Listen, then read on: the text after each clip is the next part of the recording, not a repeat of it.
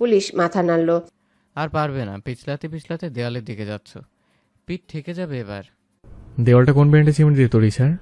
খুবই মজবুত। না মানে 2 নাম্বার সিমেন্ট দিয়ে তৈরি হলে বেশি জোরে যদি ধাক্কা খাই, দেখা গেল দেওয়াল ধসে পড়ে গেলাম, আমার পিঠের 2-4 খণ্ড হয়ে যাবে, সেটা পরে হিসাব, তবে দেওয়াল পেরিয়ে যেতে পারি। জয়ের রসিকতা অবিরাম চলতে থাকলো। জয় ফ্যানের রেগুলেটর ঘুরিয়ে স্পিড হাই করে এসে গায়ে নিয়ে বসলো। পুলিশ বলল, কি কি করে বেড়াচ্ছ আজকাল? গলায় একটা খাকারি মারেন, কিছু আটকে আছে, জোরে করে কাশি দেন একটা। সব অভিযোগ বাদ দিয়ে যেটা মুখ্য হয়ে দাঁড়িয়েছে, তোমার স্ত্রীকে তুমি জোরপূর্বক তুলে এনেছো, মানহানি সহ বিভিন্ন নির্যাতন এবং মতের বিরুদ্ধে বিয়ে করেছো, পরিবারকে জিম্মি করে। যা শালা, সাংঘাতিক কিছু ফেসে কিছু তো এবার। তবুও কিছু নারীবাদী ব্রিটিশালীরা গলা ফাটাবে, আমাদের নারী অধিকার দাও, আমরা নারী, আমরা বাল ছিঁড়তে পারি। মুখ চেপে ধরল নিজের। ক্ষমা স্যার, ক্ষমা। কী সব ভালো কথা যে খারাপ সময় বেরিয়ে যায় মুখ দিয়ে। অভিযোগ কি সত্যি? জয় বুকে হাত দিয়ে শ্রদ্ধা জানানোর ভঙ্গিতে বলল, অভিযোগ করেছেন আমার স্বর্গীয় শালা, সরি সমন্দীবাবু। যেহেতু সে স্বর্গীয়, তাই তাকে জিজ্ঞাসাবাদ করার কোনো চান্স নেই। কবর থেকে কেউ ইন্টারভিউ দেয়নি কোনো দিন। তার বোনকে ডাকুন। আমি কি বলবো? আমাকে বললে নিজের ডিফেন্স তো করব, নাকি নিজের মান সম্মানের হরিল লুট বিলাবো?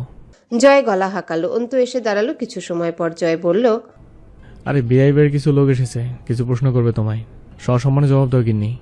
অন্তু বসলো না, দাঁড়িয়ে রইল চুপচাপ। জয় তরুকে ডাকে। তরু এসে দাঁড়ায় আস্তে করে। জয় আদেশ করলো, আমার জন্য ফুল একটা প্লেটে ভাত আনতো।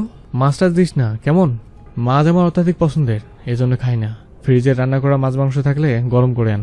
পুলিশের দিকে তাকিয়ে বলল, খেয়ে নেই কেমন? আপনারা কথা বলেন। জেলে পচা রুটি খেলে ডায়রিয়া হয় আমার, বাড়ি ভাত ভালো করে গিলে যায়। তাও 2-1 দিন পেট ঠান্ডা থাকবে অন্তত, পরের 2-1 দিন বরফ লাগা যাবে। সেন্টার টেবিলের উপর পুরো ভুড়ি ভোজ নিয়ে বসে গোগ্রাসে গিলতে থাকলো জয়। আশেপাশে পুলিশের দল ঘিরে আছে, অন্তুকে প্রশ্ন করছে। জয় দুনিয়াদারি ভুলে খেয়ে যায়। বিশাল হাতের তালুতে এক একটা লোকমা বড় বড় করে মুখে দেয়া তার স্বভাব। ছোট লোকমায় খাবার খেতে পারে না। খাওয়া ছাড়া এই মুহূর্তে আর কিছু তার বোধে নেই, যেন সে খাচ্ছে, পানি নিচ্ছে মুখে। তরুকে ডেকে সালাদ আনাচ্ছে, লবণ কম হয়েছে বলে ঝাড়ি মারছে।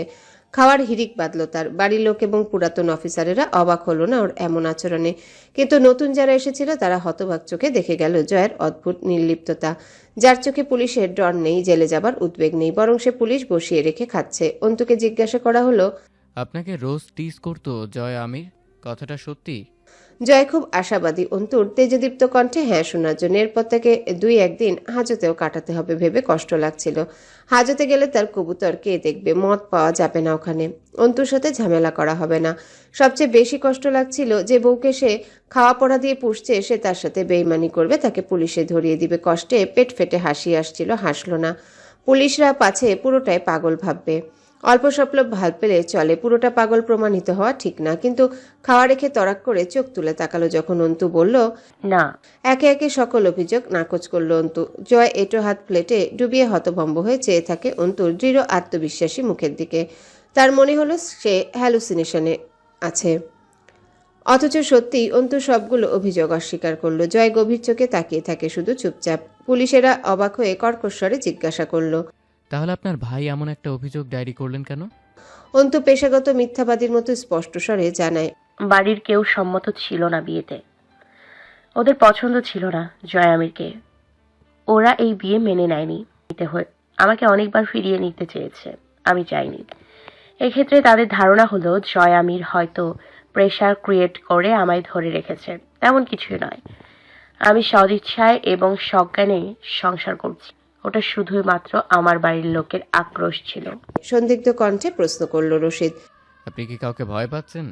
সত্যি লুকোচ্ছেন? আপনার তাই মনে হচ্ছে? রশিদ উপহাসের হাসি হেসে মনে করিয়ে দিল, এই ঘটনার দিন 2 পর আপনার ভাইয়ের মর্মান্তিক মৃত্যুর সংবাদ পেয়েছি আমরা। সড়ক দুর্ঘটনার ঘটনা এই প্রথম শুনেছেন? সড়ক দুর্ঘটনা?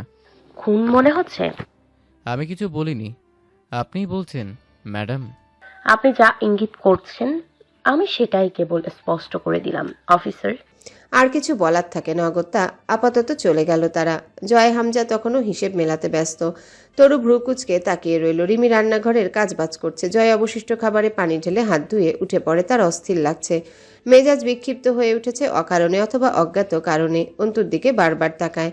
অস্থির চঞ্চল চোখে তাকায়। মেয়েটার দৃষ্টি জানালার বাইরে। কোত্থেকে যেন একটা লাল রঙা শাড়ি কিনে আনলো জয়। লাল তার প্রিয় রং, আর কোনো রং প্রিয়র তালিকায় নেই। রক্তের রং লাল। জীবনে প্রথমবার রক্তের রং দেখার পরেই রংটাকে জয়ের ভালো লেগেছিল, অতিরিক্ত ভালো। এরপর কোনো রংকে ভালো লাগেনি আর। অন্তুকে বলল, ঘরেলি এটা পড়বে না যে গোসল করে। শালার বিয়ে তো করলাম আমি, বাসের বউ ফেলে গেলাম হাসপাতালে। তেল তেলে কপাল, শাড়ি পরা অবস্থায় দেখি নেই তোমায়। এই বাড়ি থেকে বের হওয়ার সময় একেবারে দেখেছিলাম, তা ভালো মতন না। আজ পরো, একটা ছবি তুলবো দুজন, ঠিক আছে? নেই। ঠিক নেই? না। পারবে না? কেন ইচ্ছে করছে না। পারবে না কেন? পারবই না। হাসে জয়। খানিকক্ষণ কেমন করে যেন চুপচাপ তাকিয়ে থাকে অন্তুর উদাস মুখখানার দিকে। অন্তু জয়ের দিকে না তাকিয়ে বলে, এভাবে তাকিয়ে থাকবে না, অস্থির লাগে। জয় আস্তে করে বলে। আমারও। বেরিয়ে যায় ঘর থেকে। বসন্তের রোদে ছাদে কবুতরের ঘরের সামনে বসে শাড়িতে খানিক মদ ঢেলে দিয়াশলাই জ্বালায়। কাপড়ের লাল রংটা পুড়ে যখন ছাই হয়ে কালো হয়ে আসছিল, রাগ লাগে জয়ের। পছন্দের রংটা বদলে অন্ধকারে ছেয়ে যাচ্ছে। রক্ত আর অন্ধকার তো প্রায় একই, দুটোই বিনাশী। তবু আজ দুটোকে এক করতে পারে না জয়। অন্ধকারকে তার অপছন্দ না, তবু আজ আগুনের উপর রাগ হচ্ছিল খুব, অথচ নেভালো না। আগুন আর পাপের মধ্যে তফাৎ নেই। এক প্রান্তে ধরে গেলে পুরোটাকেই, পোড়া অথবা গোটা মানুষটাকে পাপী সম্বোধন করা হয়। ফেরার পথ জ্বলতে দেয় শাড়িটা। ভাবে, আচ্ছা, ছাই হয়ে যাওয়া ওই কালো রঙকে কি আর লালে ফেরানোর উপায় নেই? উত্তর আসে না। সময়ের মতোই তো ছাই আর পাপ। খড়িপুরে ছাই হয়, তার স্তূপ থেকে পুনরায় খড়ির জন্ম হয় না। পাপের স্তূপ থেকে পুণ্যের জন্ম হয় না। রংহীনতা থেকে রঙের জন্ম হয় না। চলে যাওয়া কিছুই ফেরে না, যা ফেরে তা গেছিল না। গা ঘামলে সহ্য করতে পারে না জয়। আজ শার্টটা ভিজে উঠল, তবু জ্বলন্ত আগুনের খুব কাছে তপ্ত সূর্য কিরণের নিচে বসে রইল। কবুতরগুলো গা ঘেঁষছে। আজ তাদের মালিক আদর করছে না, কথাও বলছে না। তারাও হতাশ হয়ে ফিরে ফিরে যাচ্ছিল। ডাইনিং টেবিলের উপর আঙ্গুল বাজাতে বাজাতে গান ধরে জয়।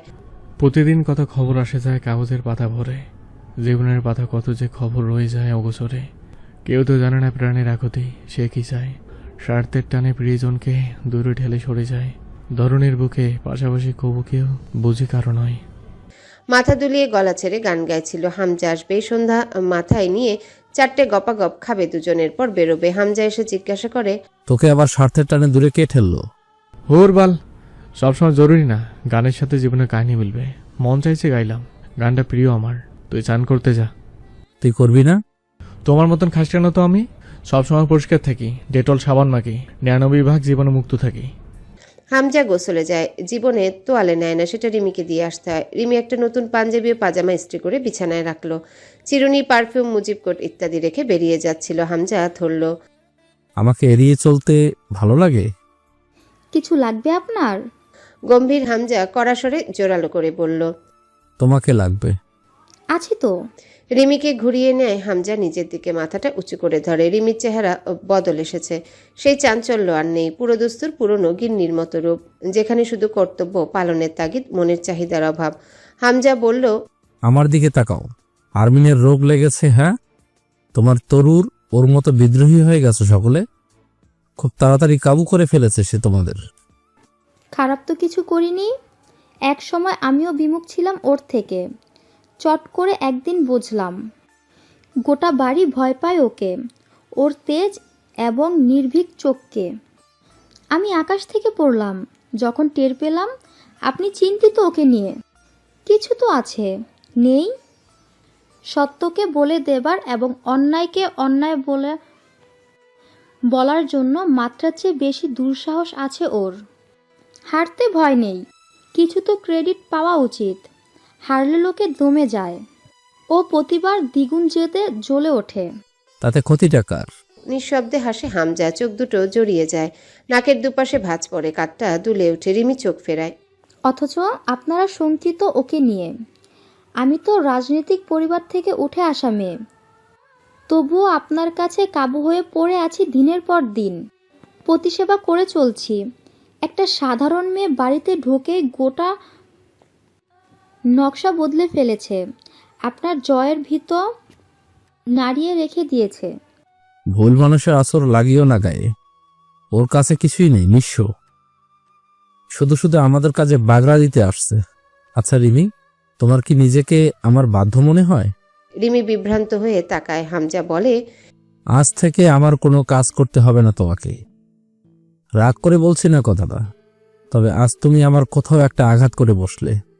ভাবতাম শুধু একটু অভিমানে জড়িয়েছ, নয়তো তুমিও খুব একটা পবিত্র পরিবারের নও। তোমার সব স্বাভাবিক লাগার কথা, কিন্তু এখন মনে হচ্ছে গোটা রং বদলে গেছে তোমার। তোমার ধারণা, তোমার সই রিমি। রিমি অপ্রস্তুত হয়ে যায়। হামজা শান্ত মানুষ, ফাইসা কথা বলে না, যা বলে তার একটাও অহেতুক না। হামজা বলল, nonetheless, let me remind you one thing, ওর সাথে যা হয়েছে তার সাথে তোমার কোনো সম্পর্ক নেই। ও তুমি নও, আর না আমি জয়।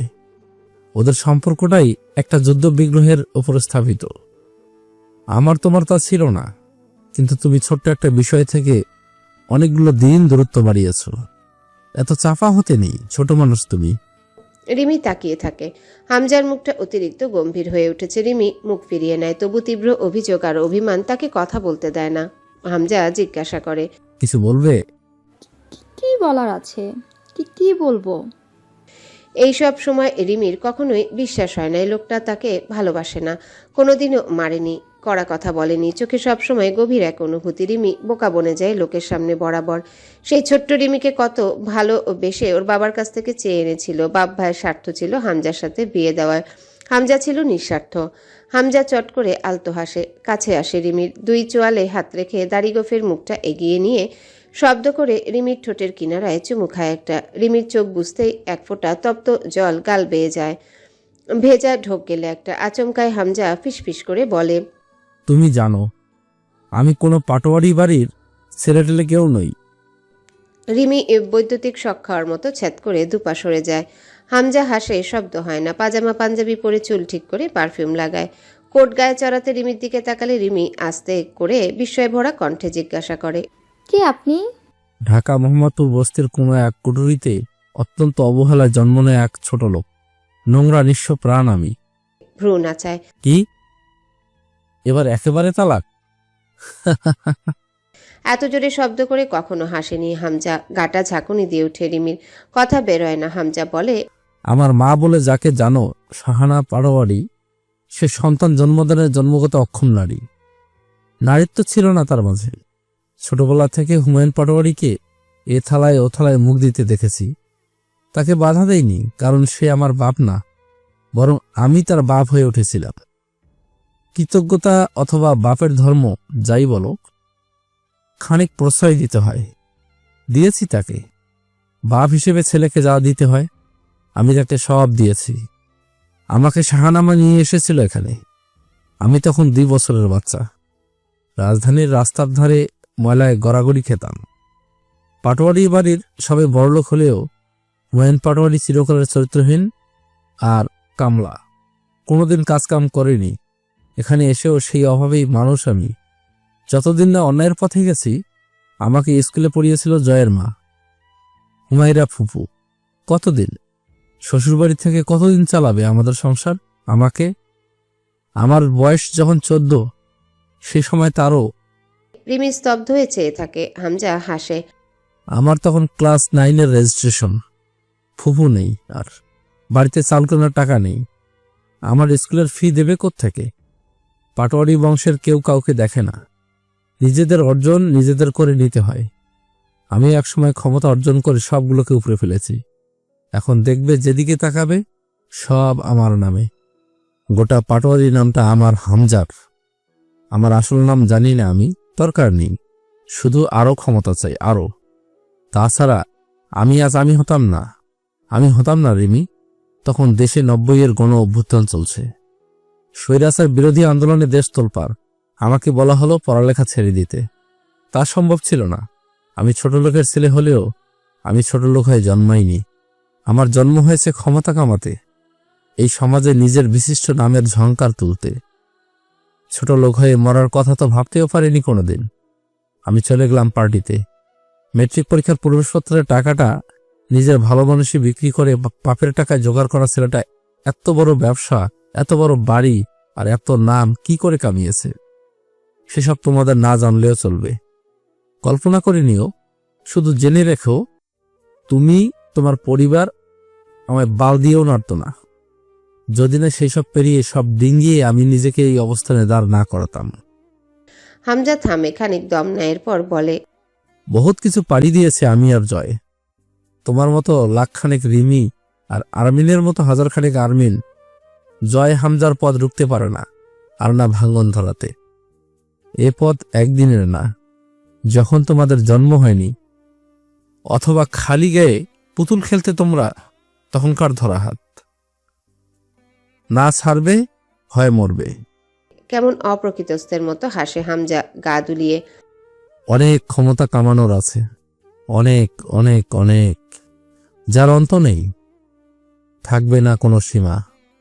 এই অবধি পৌঁছাতে যে পথ পাড়ি দিয়েছি, সামনের পথে আরো রক্ত, আরো চিৎকার, আরো হাহাকার আছে। সেসবে থামলে আজ আমি মানুষের প্রতিনিধি হতাম না। আজ কত মানুষ আমার কাছে এসে ধর্ণা ধরে একটু সাহায্যের আশায়।